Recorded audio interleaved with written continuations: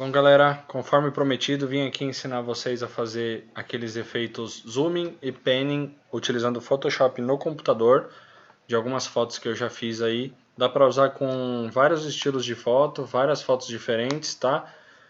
Então a primeira coisa que eu fiz aqui foi uma leve edição na foto usando o Lightroom. Depois eu trouxe a foto aqui pro Photoshop. Quando a gente traz a foto pro Photoshop, num primeiro momento ela aparece apenas com o plano de fundo aqui, vocês podem ver à direita. E a primeira coisa que a gente vai fazer é duplicar essa camada para que a gente sempre mantenha a original. Depois vocês vão entender o porquê a gente mantém essa camada original, tá? No Windows a gente usa a tecla Ctrl J. E aí vocês podem ver que aqui já duplicou a camada, criou a camada 1. E com a camada 1 selecionada, a gente vai fazer a seleção do que só queremos manter parado na foto. Nesse caso aqui é o metrô, né, é o trem. Então a gente vai fazer a seleção desse objeto. Aqui a gente tem várias ferramentas para fazer essa seleção. Para essa foto aqui eu vou fazer de uma maneira rápida, só para mostrar para vocês como é feita a edição. Eu vou fazer com a ferramenta laço poligonal. Tá?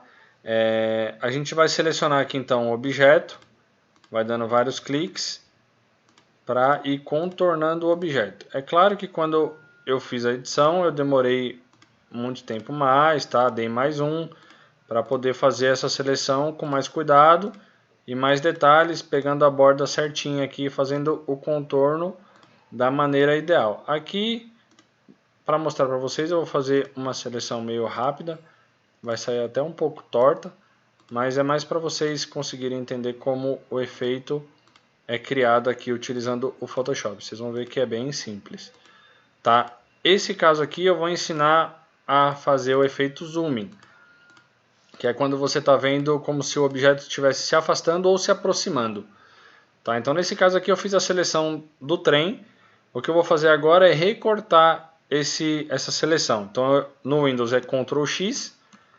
Se eu desabilitar a primeira camada aqui, ó, vocês vão ver que ele já foi retirado da camada 1, e aí eu venho aqui, clico e dou um Ctrl V, que ele vai criar uma nova camada só com essa seleção que eu fiz. Agora o que eu faço é selecionar essa camada aqui e vou alinhar ela para que ela fique em cima desse espaço. Dá para usar aí as teclas de seta do Windows para ajudar nesse posicionamento. E aí, uma vez posicionada, eu vou deixar a primeira camada aqui desabilitada para vocês verificarem o porquê a gente deixa ela sempre aqui no começo, certo? Então eu seleciono a camada 1, que é a que não tem o metrô aqui, ó. Tá vendo? A camada 1. E venho em filtro, desfoque radial. Para este caso a gente vai usar o desfoque radial. Então eu seleciono a opção zoom, rascunho. E aqui eu vou selecionar aonde eu quero o centro do desfoque, da onde o desfoque vai partir. Nesse caso vocês podem ver que o metrô, o trem, ele está meio que no centro, mas eu quero que o desfoque venha um pouco da esquerda, para a gente criar essa linha aqui do metrô, né? O desfoque partindo da linha é criar uma linha reta. E aí aqui você seleciona a intensidade, ó, quanto você quer de desfoque, tá vendo? Eu vou deixar aqui 66 para vocês verificarem a diferença e aplico o OK. E aí vocês já podem verificar que ele aplicou o desfoque e ele cria esse vulto aqui, ó, que é da parte do metrô, da foto onde a gente retirou o metrô, porque ele aplicou o desfoque e deu uma leve embaçada.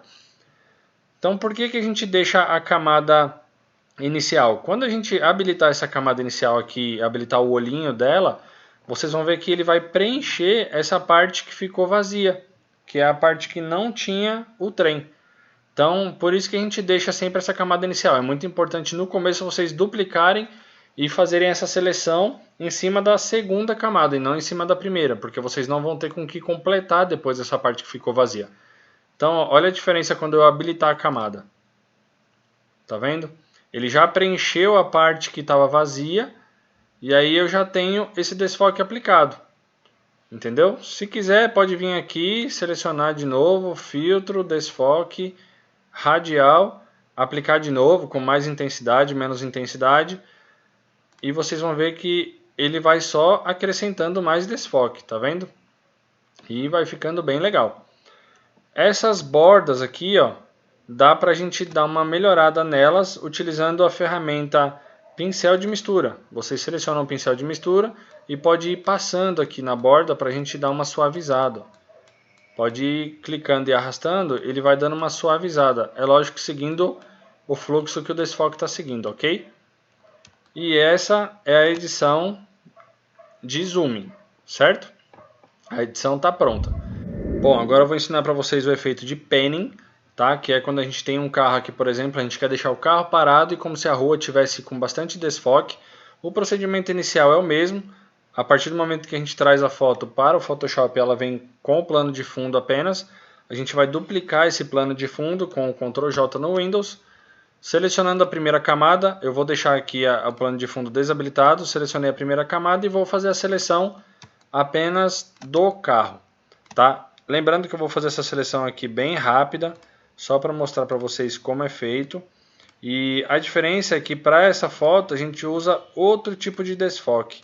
Não é o desfoque radial.